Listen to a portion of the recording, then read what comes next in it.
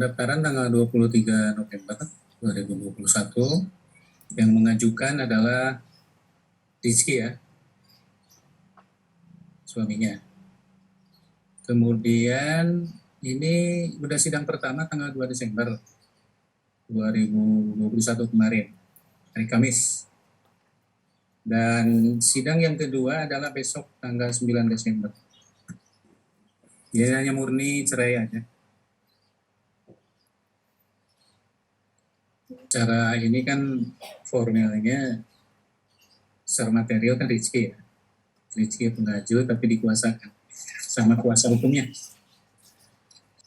Sidang pertama itu belum mediasi sih, karena sidang pertama itu kan menghadirkan para pihak. Yang sidang yang pertama tanggal 2 itu yang hadir hanya kuasa hukum dari Rizky ya. Kuasa hukumnya aja, Rizky-nya belum hadir. Pihak istrinya juga belum hadir. Jadi sidang kedua itu agendanya untuk menghadirkan prinsip Pak Rizky dan memanggil yang untuk kedua kalinya istrinya. Jadi mediasi itu belum dilaksanakan karena memang prinsipalnya belum pada hadir. Jadi alasan permohonannya itu karena sudah tidak ada kecocokan, sudah tidak ada saling artian satu sama lain, itu pada garis besarnya. Tapi secara detailnya kan nanti di dalam persidangan akan terungkap. Kemudian permohonan cerai ini adalah murni cerai talak. Artinya perceraian diajukan oleh suami. Sedangkan mengenai penguasaan anak pasca perceraian ini tidak dibahas dalam surat permohonan tersebut. Jadi murni saja perceraian. Pengadilan kan apa yang dikatakan di luar pengadilan itu tidak dianggap ada perceraian. Jadi perceraian itu dianggap sah setelah ada putusan pengadilan dan si pihak suami sudah menjatuhkan talak nanti di depan sidang. Kalau di dalam surat permohonannya memang di situ ada dijelaskan bahwa dia sudah 2 kali menjatuhkan talak karena memang terlibat perselisihan. Tapi itu oleh pengadilan tidak dianggap sebagai suatu perceraian resmi. Jadi tidak ada istilah talak. Berapapun suami mengucapkan talak di luar persidangan itu tidak dianggap.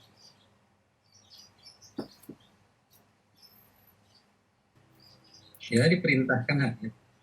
Perintahkan hadir. Masalah datang dan tidaknya itu kan hak dia ya. Tapi secara formal kami panggil secara resmi untuk hadir dalam persidangan. Artinya untuk pihak pemohon untuk memastikan bahwa betul-betul dia itu mengajukan permohonan cerainya gitu dihadirkan ke sidang. Untuk pihak termohon juga untuk membela hak-haknya di depan persidangan gitu dipanggil itu.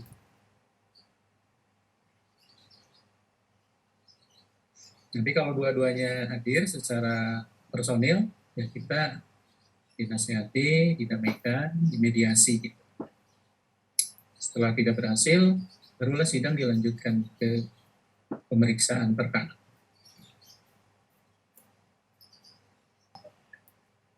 Jadi saya lupa lagi, Agustus 2021 apa 2020 ya.